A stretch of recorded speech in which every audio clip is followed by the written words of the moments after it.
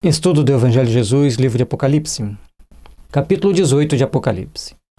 E, depois dessas coisas, vi descer do céu um anjo que tinha grande poder, e a terra foi iluminada com a sua glória. O interessante é que, a partir desse momento, já começa a ter certas transformações para melhor. Um anjo vem, com muito poder, e ilumina a terra com a sua glória. Mas depois que fostes iluminados, suportais grandes provas e tribulações. Então temos aí outras características, outros símbolos importantes para que a gente observe. Vejamos como transcorre essa história. E clamou fortemente com grande voz, dizendo: Caiu, caiu a grande Babilônia, e se tornou morada de demônios, e abrigo de todo espírito imundo, e refúgio de toda ave imunda e aborrecível. Então, a Babilônia caiu, ainda não é a vitória final. Ela caiu. Ela foi derrotada, mas ali ainda tem abrigo de espíritos maus, refúgio de espíritos que ainda não têm certa consciência, certo amor pelo próximo, respeito pelo próximo. Porque todas as nações beberam do vinho da ira e da prostituição. Os reis da terra se prostituíram com ela, e os mercadores da terra se enriqueceram com a abundância de suas delícias. Então, a prostituição da Babilônia moderna, ela foi muito complicada, porque muitos estavam embebedados, muitos tinham adquirido riqueza a partir dos princípios ilícitos desta Babilônia. Então, lógico que tem consequências, e o anjo de luz vem para equacionar o problema. Eu vi outra voz do céu que dizia: Sai dela, povo meu, para que não sejas participante dos seus pecados e para que não incorras nas suas pragas. A partir do momento, vem então uma segunda voz e ordena que o povo, que tinha já o sentimento cristão, que já tinha o sentimento de respeito a Deus, saísse então dessa Babilônia moderna para que fosse estabelecido novos padrões vibratórios para o reajuste daquela cidade. Porque já os seus pecados se acumularam até ao céu, e Deus se lembrou das iniquidades dela. A partir do momento em que se acumula tantas iniquidades, tantos crimes, entra a ação divina para colocar os pingos nos is e fazer as deliberações necessárias para o processo de reajuste frente à lei. Tornar-lhe a dar como ela vos tem dado, e retribuir-lhe em dobro conforme as suas obras. No cálice em que vos deu de beber, dai-lhe ela em dobro. Todas as situações, então, têm que ser reparadas, e pelo dobro da situação. Lembra-se lá de Zaqueu, que disse que tudo que tinha ganho ilicitamente ele devolveria em dobro? É um princípio da consciência desperta para Deus, que entende que tem que trabalhar para servir e cobrir os seus erros.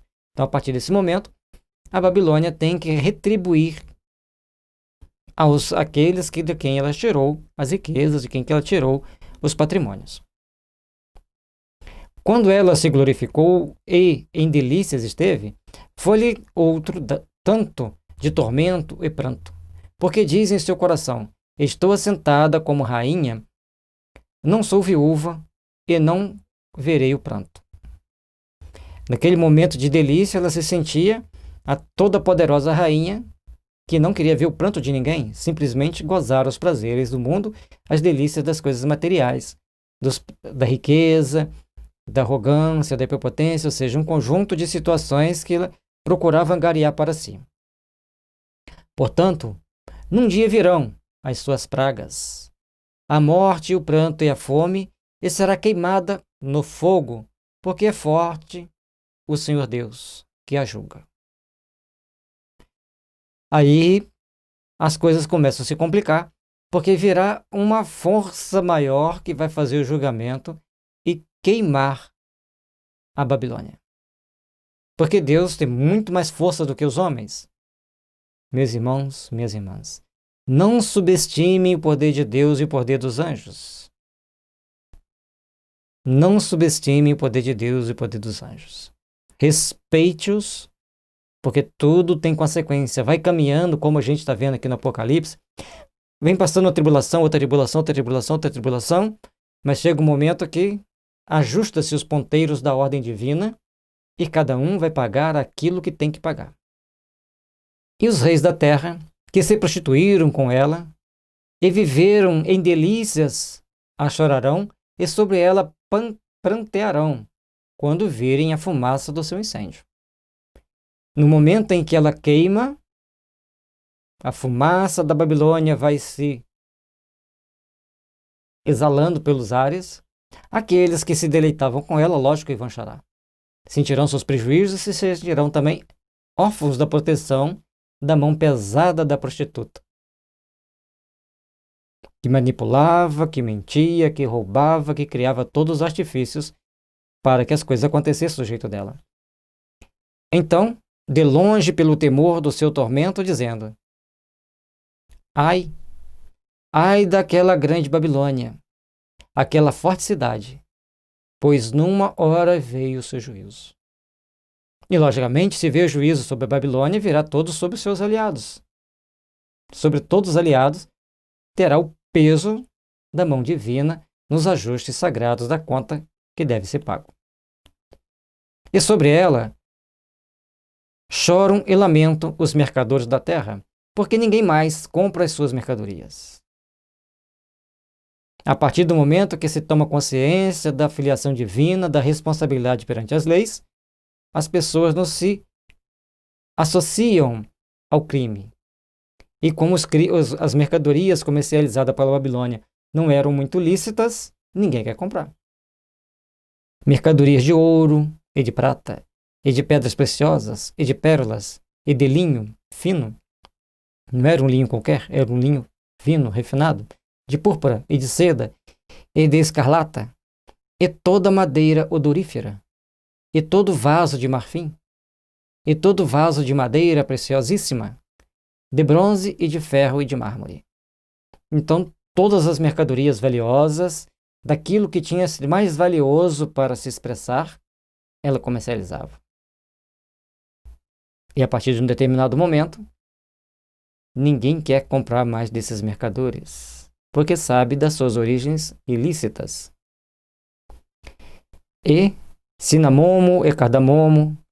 Cinamomo é uma planta odorífera que é usada como remédio de verme, e o cardamomo é uma planta também odorífica usada para as pessoas para ficarem mais despertas, mas também faz as pessoas soltarem o verbo, falar muita coisa que não deve, contar seus segredos.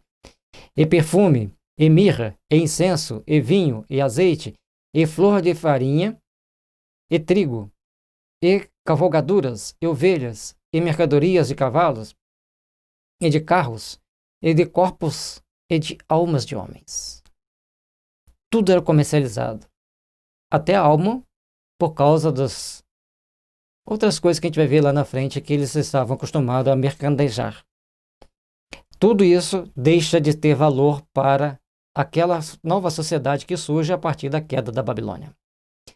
E o fruto do desejo da tua alma foi-se de ti, e todas as coisas gostosas e excelentes se foram de ti, e não mais as acharás. A partir desse momento, dessa transformação social, fora a Babilônia, que ela já tinha sido queimada pelas forças divinas, ou que ela será queimada pelas forças divinas, a partir desse momento, começam-se novos valores, e tudo aquilo que tem realmente valor não mais será igual ao que tinha na época da Babilônia. Transforma-se tudo. Os mercadores destas coisas, que com elas se enriqueceram, estarão de longe pelo temor do seu tormento, chorando e lamentando e dizendo: Ai, ai daquela grande cidade, que estava vestida de linho fino, de púrpura, de escarlata, adornada com ouro e pedras preciosas e pérolas, porque numa hora foram assoladas tantas riquezas. E ali, então, nesse momento desse fogo divino queimando essa cidade, todas as riquezas foram queimadas. E seus mercadores não têm mais aquele ponto de comércio para a distribuição dessas riquezas, para o intercâmbio ilícito das riquezas que então comercializavam. É ilícito porque foi punido por Deus. E todo piloto, e todo o que navega em naus, e todo marinheiro, e todos os que negociam no mar se puseram de longe. Ninguém quis se aproximar. Na hora do Senhor, quando Deus, você pode desfrutar das riquezas, criar 1001 mecanismos para usar de ilicitudes para se beneficiar, mas na hora que Deus bate o martelo, chegou a hora de pagar a conta, todos ficam de longe. Ninguém se aproxima. Você vai pagar sozinho. E vendo a fumaça do seu incêndio, clamaram dizendo: que cidade é semelhante a esta grande cidade? Existe alguma cidade tão semelhante a esta, tão maravilhosa quanto esta?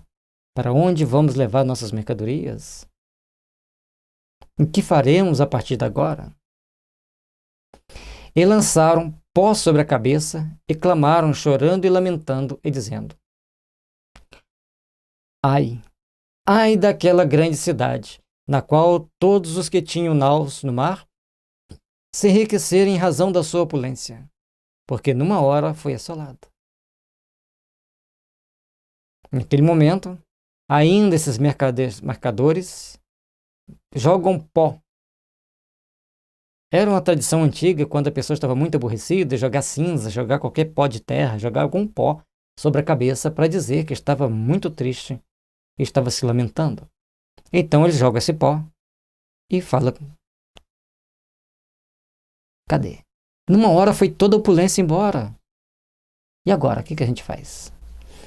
Alegra-te sobre ela, ó céus, e vós, santos apóstolos e profetas, porque já Deus julgou a vossa causa quanto a ela. A partir desse momento, alguém já começa a pedir que Deus já fez o julgamento, então que todos deveriam ficar alegres, já que a grande prostituta havia sido derrotada. A grande fonte das iniquidades havia sido destruída, ou houvera sido destruída, ou haverá sido destruída.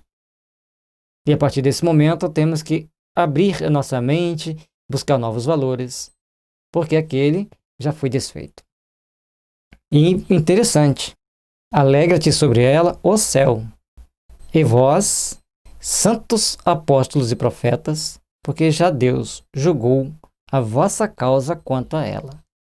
Então, todos aqueles que eram santificados, que trabalhavam verdadeiramente para o bem, que procuravam construir o bem, já estavam de uma forma transcendente, já tinham crescido espiritualmente, superado as situações adversas e, por isso, já não precisavam se preocupar com aquilo que era a fonte de tantas misérias, de tantas dores. E um forte anjo levantou uma pedra como uma grande mó e lançou-a no mar, dizendo: com igual ímpeto será lançada a Babilônia, aquela grande cidade, e não será jamais achada. O anjo que toma uma pedra para lançar ao mar, para destruir de vez a cidade, pode ser uma bomba que alguém tem autorização para jogar para destruir de vez a cidade. Pode ser um meteoro de grande tamanho que cai para afundar com aquela cidade, certo? E pode também ser um vulcão que eclode ali pelas forças divinas, não subestime as forças divinas, e destrói aquela cidade.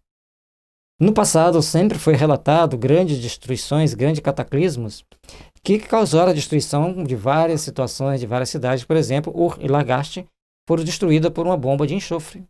E todos os estudos que foram feitos, elas foram destruídas por uma bomba de enxofre.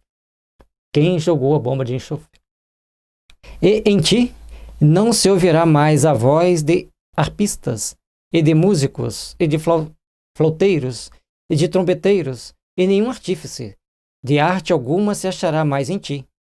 E ruído de mó em ti não ouvirá mais. A cidade que queimou, nem as cinzas sobram, que vem a pedra para afundá-la, para destruí-la e não ter mais nada no lugar dessa cidade. É importante que a gente preste bem atenção, porque a nossa transformação moral tem que acontecer sempre. E a partir do momento que nós tomamos consciência Qual pode ser essa cidade? Que cidade tem prostituído o mundo? Qual cidade tem procurado prostituir o mundo? Fiquemos atentos e oremos para que tomem consciência quanto antes para ser menos intensa a ira divina sobre ela.